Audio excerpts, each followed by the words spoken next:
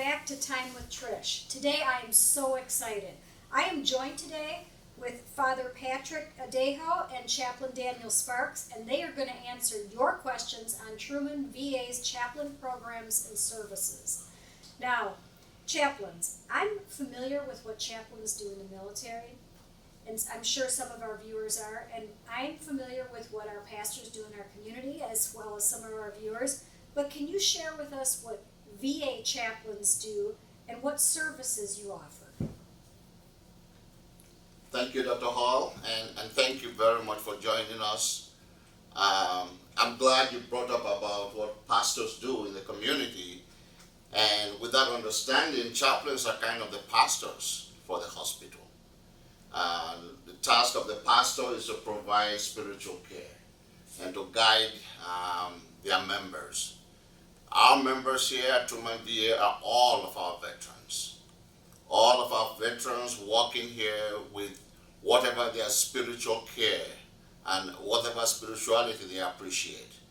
And we believe that that goes a long way in the overall health and well-being of all our veterans. And our task is to support that. We work with them, we encourage them, and we ask them to show us what's really important to them. And based on what they share with us as their spiritual needs, we provide what we can, and then what we cannot provide, we make plans, we arrange. If it means bringing folks from outside, from the community, but what's important is to take care of the needs, the spiritual care needs of our veterans.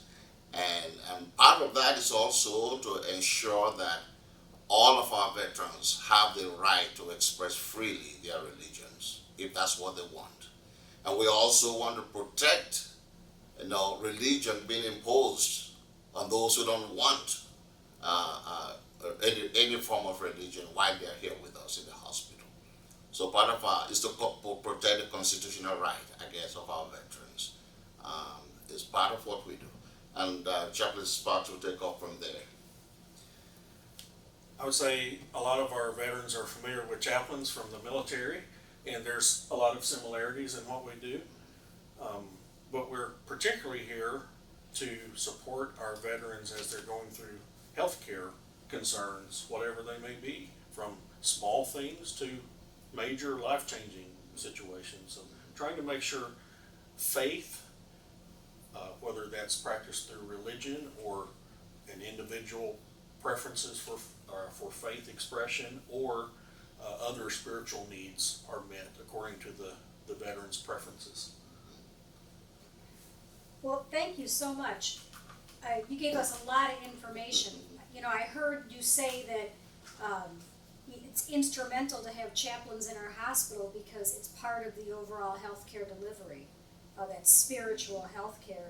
And I also heard you share that if you respond to all religious preferences to include not having a religious preference or preferring not to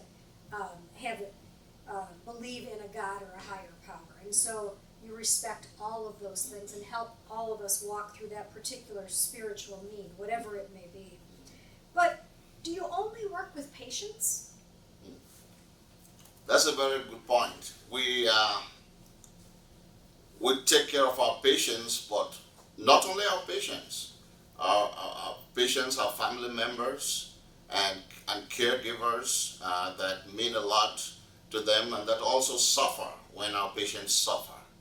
And so part of our task is to provide support, to the families of our veterans and to all those that their children and all those that are important to them. And because when we take care of those, we know it puts our patients at ease and it helps them to recover better and quickly. And so typically, yes, we see our patients one-on-one when we conduct bedside visits, and we offer prayers with them if that's what they need or want at that time. But on the side also, we organize services. Veterans families can attend our worship services. On weekends, for instance, we have churches on ground and campus in our chapel, and families can attend. We have one-on-one visits with family members that are going through tough time or have to make difficult decisions. with regard to their loved ones. And so, so in addition to our patients directly, we also provide indirect support to all that are here to support our veterans as well. Another thing we do in addition to supporting patients and families is support to staff. Why does that matter to the veteran? Part of that is listening to our staff when they're facing ethical dilemmas and supporting a patient, helping a patient make decisions, especially about end-of-life issues, for example. We support the patient and the family with that. We also support the staff in helping determine how to best provide medical treatment for that patient. We're also on the whole treatment team to make sure the patient's spiritual needs are represented to the staff. So the physician, the nurse, the social worker, whoever it may be, understands how faith or lack thereof, whatever your spiritual values are, would impact your treatment. Thank you so much. And the last question I have for us today is, outside of helping inpatients, do you have any classes for outpatient veterans or their family members? Yes, in the past we have had programs for classes and groups, for spiritual care groups for our veterans who are outpatient.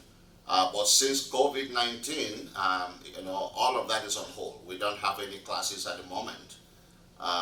Hopefully, when things settle down and in the future, whenever that comes around, then we may be able to have programs again for our outpatient veterans. But at the moment, we don't have any.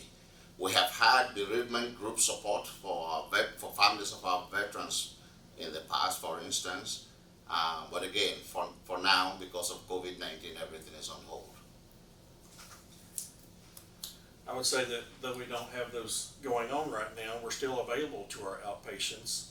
If you're coming into the hospital for another visit and you want to see a chaplain while you're here, you can call ahead and we can make sure we set aside time for you, or just ask someone to get in touch with a chaplain for you.